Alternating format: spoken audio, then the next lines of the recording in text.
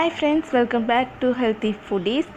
இன்றைக்கி நம்ம ஒரு சூப்பரான மில்க் புட்டிங் பார்க்க போகிறோம். அதுவும் 3 டிஃப்ரெண்ட் டேஸ்ட்டில் பார்க்க போகிறோம். ரொம்ப க்ரீமியான டேஸ்டியான புட்டிங் இது.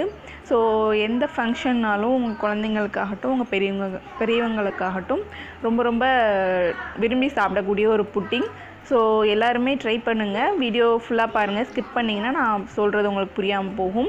ஸோ வீடியோக்குள்ளே போகிறதுக்கு முன்னாடி இது வரைக்கும் நீங்கள் என்னோடய சேனலை சப்ஸ்கிரைப் பண்ணலைன்னா என்னோடய சேனல் நேம் பக்கத்தில் இருக்கிற ரெட் கலர் சப்ஸ்கிரைப் பட்டனை கிளிக் பண்ணுங்கள். அப்படியே பக்கத்தில் இருக்க பெல் பட்டனையும் கிளிக் பண்ணிக்கோங்க. அப்போ தான் நான் போடுற ஒவ்வொரு வீடியோவுக்கும் உங்களுக்கு நோட்டிஃபிகேஷன் வரும். என்னோடய வீடியோஸை நீங்கள் மிஸ் பண்ணாமல் பார்க்க முடியும். ஸோ நான் அதுக்காக என்னெல்லாம் பொருள் எடுத்து வச்சுருக்கேன்னு காட்டுறேன். 2 கப்பு பால் எடுத்து வச்சுருக்கேன். அப்புறம் சுகர், ஏற்கனவே காய்ச்சின பால் தான். சுகர் 1/2 கப் தான் எடுத்து வச்சுருக்கேன். உங்களுக்கு தேவைன்னா ஸ்வீட்னஸ் அதிகமாக தேவைப்படும் அப்படின்னா நீங்கள் அதிகமாக எடுத்துக்கலாம். அப்புறம் சைனா கிராஸ், புட்டிங்னாலே சைனா கிராஸ் இல்லாமல் செய்ய முடியாது. ஸோ அகர்னு சொல்லுவாங்க சைனா கிராஸ். இது ஒரு 10 கிராம். ஆனால் நமக்கு தேவையானது 8 கிராம் தான். அதை எப்படி மெஷர் பண்ணுறதுன்னு நான் சொல்கிறேன். ஸ்கிப் பண்ணாமல் வீடியோ பாருங்கள். இது கண்டென்ஸ்டு மில்க்கு. இந்த கண்டென்ஸ்ட் மில்க்கு நான் எப்படி செய்கிறது வீட்டிலையே அப்படிங்கிறத ஏற்கனவே நான் வீடியோ போட்டிருக்கேன். பார்க்காதவங்களுக்கு டிஸ்கிரிப்ஷனில் லிங்க் கொடுக்குறேன், போய் செக் பண்ணி பாருங்கள். அப்புறம் இது நம்மளோட மில்க் மிக்ஸுக்கு தேவைப்படுறது. ஸோ இது எதுக்காக இது எடுத்திருக்கேன், எசன்ஸ் எடுக்கலை அப்படின்னா இது ஃப்ளேவரும் இருக்கும். அதே போல் அதோட இப்போ ஸ்ட்ராபெரி அப்படின்னா ஸ்ட்ராபெரியோட ஃப்ளேவரும் நமக்கு கிடைக்கும், அதோட கலரும் கிடைக்கும். ஸோ அதுக்காக தான் இந்த ஏஜென்ட்டு, அதாவது கான்சன்ட்ரேட்டுன்னு சொல்கிறாங்க. ஸோ அதை நான் எடுத்திருக்கேன் இன்றைக்கி. அதை தான் நான் யூஸ் பண்ண போகிறேன். இது இல்லைன்னா ஒரு பிரச்சனையும் கிடையாது. நீங்கள் ஏலக்காய் பொடி, சாதாரணமாக ஏலக்காய் பொடி எல்லா ஸ்வீட்ஸ்லேயும் எப்படி யூஸ் பண்ணுவீங்களோ அதே மாதிரி பண்ணலாம். பட் ஆனால் அந்த லுக்கு கிடைக்காது, அந்த டெக்ஸ்டர், அந்த ஸ்வீட்டுக்காகவும் நான் அதை யூஸ் பண்ணுறேன். இப்போ நான் அகர் எப்படி மெஷர் பண்ணுறது அப்படிங்கிறத உங்களுக்கு நான் காட்டுறேன்.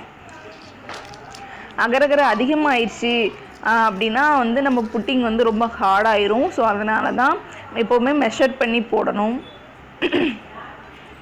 இது 10 கிராம் இருக்குது. ஆனால் நமக்கு இப்போ தேவையானது 8 கிராம் தான். ஸோ அது எப்படி மெஷர் பண்ணுறதுன்னு பாருங்கள். நான் ஏற்கனவே பாதி தூளாயிடுச்சு, கீழே விழுந்துடுச்சு நொறுங்கி. ஸோ அது போக ஒரு சைடு கம்மியாகவும் ஒரு சைடு அதிகமாகவும் இருக்குது. ஸோ அப்போது நான் சமமாக 2 பாகமாக பிரிக்கிறேன், கட் பண்ணி எடுத்துக்கிறேன். ஏற்கனவே கீழே நொறுங்கி இருக்குல்ல, அது கூட அந்த கம்மியான பாகத்தை சேர்த்து வச்சுறேன். இது அதிகமாக இருக்கிற பாகத்தை நான் தனியாக எடுத்து வைக்கிறேன். அப்போது அதுவும் இதுவும் சமமாயிரும். ஸோ அது 5 கிராம்ஸ், இது 5 கிராம்ஸ், அந்த மாதிரி மெஷர் பண்ணிக்கலாம். ரொம்ப கரெக்டாக மெஷர் பண்ணணும் அப்படிங்கிறது இல்லை. ஆனால் ஓரளவுக்கு நமக்கு தெரியும்ல, ஒரு அப்ராக்சிமேட்டாக ஒரு அளவு நம்ம எடுத்துக்கணும். இப்போ இதில் ஒரு சைடு கம்மியாக இருக்குது, ஒரு சைடு அதிகமாக இருக்குது. அந்த கம்மியான சைடை நான் தனியாக எடுத்து வைக்க போகிறேன். அதாவது கம்மியான சைடு 2 கிராமும் அதிகமாக இருக்கிற சைடு 3 கிராம்ஸ், அந்த மாதிரி மெஷர் பண்ணிக்கிறேன். இப்போ நான் அதை இது கூட சேர்த்துட்டேன். இப்போது இது ஏற்கனவே 5 கிராம்ஸ் எடுத்து வச்சுருக்கோம். இப்போ ஒரு 3 கிராம்ஸ் சேர்த்துட்டு 8 கிராம்ஸ் ஆயிடுச்சு. ஸோ இந்த மாதிரி மெஷர் பண்ணால் போதும். இது 8 கிராம், இது 2 கிராம்ஸ், இந்த மாதிரி மெஷர் பண்ணிக்கிறேன் நான் எப்போ இப்படி தான் பண்ணுவேன். ஸோ இதே மாதிரி நீங்களும் ட்ரை பண்ணலாம். சரி, இப்போ நம்ம ரெசிபி எப்படி செய்கிறதுன்னு பார்க்கலாம். நம்மளோட புட்டிங் எப்படி செய்கிறதுன்னு பார்க்கலாம். இப்போ நான் ஒரு அடுப்பில் சைனா கிராஸு கொஞ்சமாக தண்ணி ஊற்றி மெல்ட் ஆகிறதுக்காக வச்சுருக்கேன். இன்னொரு பக்கம் பால் வச்சுருக்கேன். பால் நல்லா கொதிக்கட்டும். ஏற்கனவே பாயில் பண்ண பால் தான், இருந்தாலுமே நம்ம பாயில் பண்ணிக்கலாம். ஏன்னா அது நல்லா கொதிக்கணும். ஏன்னா நம்ம சுகர் அதில் சேர்க்க போகிறோம், பால் திரிஞ்சிடக்கூடாது. ஸோ அதுக்காக நம்ம ஃபஸ்ட்டு பாயில் பண்ணிவிட்டு அது நல்லா பொங்கி வரும்போது நம்ம திருப்பியும் அடுப்பை ஸ்லிம்மில் வச்சுட்டு அதுக்கப்புறமா நம்ம சுகரு, கண்டென்ஸ்ட் மில்க்கும் சேர்க்கலாம்.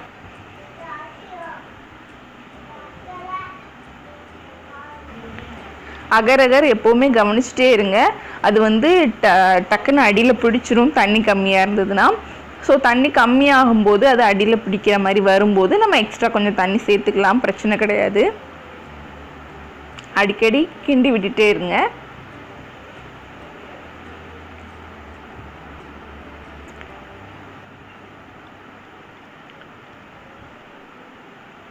இப்போ பால் நல்லாவே பொங்கிடுச்சு. இப்போ நான் சுகர் சேர்த்துக்கிறேன். இதுலையே சுகர் சேர்த்துட்டு அதுக்கப்புறமா நம்ம கண்டென்ஸ்ட் மில்க்கும் இதிலையே சேர்த்துக்க போகிறோம். சுகர் சேர்த்தாச்சு. இப்போது நம்ம வந்து கொஞ்சம் கிளறி விட்டுட்டு இப்போ நம்ம கண்டென்ஸ்ட் மில்க்கு சேர்த்துக்கலாம்.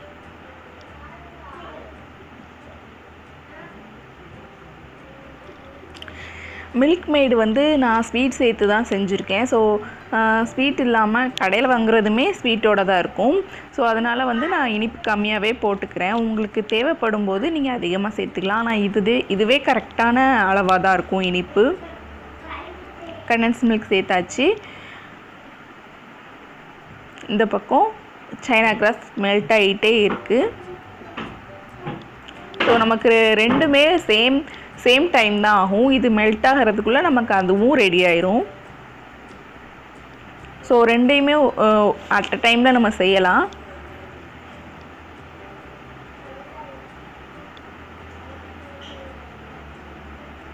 தண்ணி பத்தலை, லைட்டாக அடியில் பிடிக்கிற மாதிரி இருந்ததுனால நான் எக்ஸ்ட்ரா கொஞ்சம் போல் தண்ணி சேர்த்துருக்கேன். இப்போது சைனா கிராஸ் நல்லாவே மெல்ட் ஆயிடுச்சு. ஸோ நம்ம அதை அப்படியே இந்த பாலில் எடுத்து சேர்த்துக்கலாம். பால் நல்லா பாயில் ஆனதுக்கப்புறம் தான் சேர்க்கணும், இல்லைனா பிரிஞ்சு போகிறதுக்கு சான்சஸ் இருக்குது. ஸோ இப்போ பாருங்கள், சைனா கிராஸ் சேர்த்ததுக்கப்புறமா இந்த அளவுக்கு நல்லா பாயில் ஆகணும். மேலே பொங்கி வருது பார்த்திங்களா? இந்த ஸ்டேஜில் நம்ம வந்து இதை ஆஃப் பண்ணிடலாம். அடுப்பை ஆஃப் பண்ணிவிட்டு என்ன பண்ணணும் அப்படின்னா, அடுப்பை ஆஃப் பண்ணிவிட்டு அப்படியே ஒரு ஓரமாக வச்சுருங்க.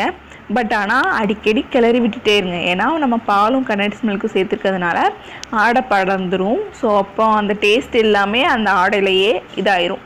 ஸோ அதனால் நம்ம என்ன பண்ணணும் அப்படின்னா, நல்லா கிளறி விட்டுட்டே இருக்கணும்.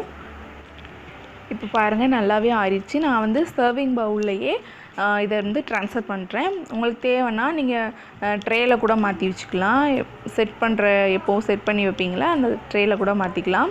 நான் இப்போ வந்து சர்விங் பவுல்லையே ட்ரான்ஸ்ஃபர் பண்ணுறேன். நான் இப்போ 3 டிஃப்ரெண்ட் டேஸ்ட்டில் செய்கிறதுனால 3 பவுலில் ஒரே அளவாக மாற்றி எடுத்துக்கிறேன்.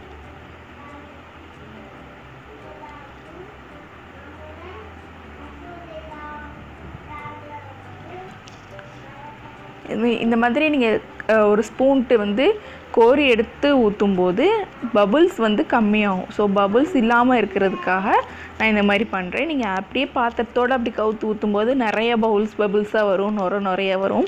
ஸோ அப்படி ஆகும்போது நிறைய ஓட்டையாக ஆயிரும். அது பார்க்கறதுக்கு நல்லா இருக்காது. அதனால் நான் இந்த மாதிரி கரண்டிட்டு எடுத்து கோரி ஊற்றிக்கிறேன். இப்போ நம்ம வந்து அந்த ஃப்ளேவர்ஸை சேர்த்துக்கலாம். ஒரு 2-3 ட்ராப் சேர்த்தா போதும். பாருங்கள், இந்த அளவுக்கு சேர்த்தா போதும். நல்ல கலர், நல்ல டேஸ்ட்டு கிடைக்கும். பார்க்கவே அழகாக இருக்குது. நல்லா இந்த மாதிரி எல்லா பக்கமும் சேர்ந்து இருக்கிற மாதிரி கலந்து விட்டுருங்க. இதே போல் எல்லா ஃப்ளேவர்ஸையும் அந்தந்த பவுலில் நம்ம சேர்த்துக்கலாம். இது வந்து பாதாம். ஃபஸ்ட்டு நாம் சேர்த்தது ஸ்ட்ராபெரி. இப்போ நான் சேர்க்குறது வந்து பாதாம். எல்லோ கலரில் இருக்குது.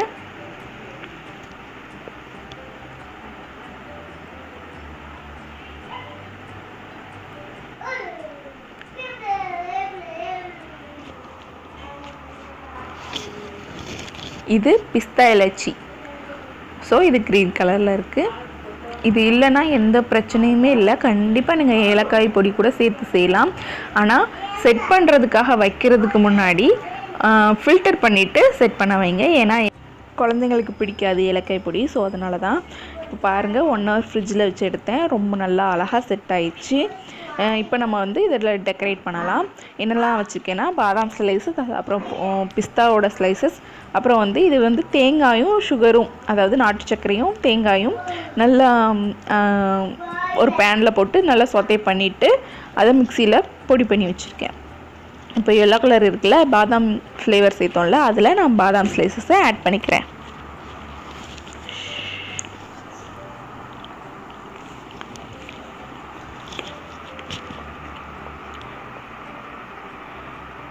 காய் வருமா?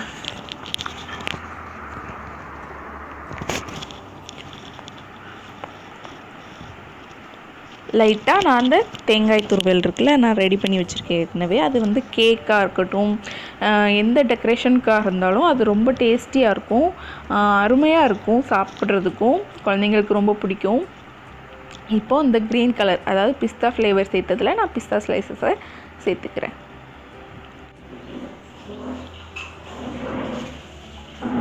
இப்போது இந்த ஸ்ட்ராபெரி ஃப்ளேவர் இருக்குல்ல, அதில் வந்து ஸ்ட்ராபெரி இருந்ததுன்னா சேர்த்துக்கலாம், இல்லைனா செரிஸ் கூட சேர்த்துக்கலாம். இப்போ எங்கிட்ட ரெண்டுமே இல்லை. ஸோ அதனால் அந்த தேங்காய் இது இருக்குல்ல, நான் அதை வந்து அப்படியே அந்த ஸ்ட்ராபெரி ஃப்ளேவர் மேலே தூவி விட்டுறேன். ஸோ நம்ம டெக்கரேட்டிங் முடிஞ்சிருச்சு. ரொம்ப சூப்பரான மில்க் புட்டிங் 3 ஃப்ளேவர்ஸில் சூப்பராக நம்ம வீட்டிலையே ரெடி பண்ணலாம். பாருங்கள் எந்த அளவுக்கு க்ரீமியாக அது இருக்குது அப்படின்னு.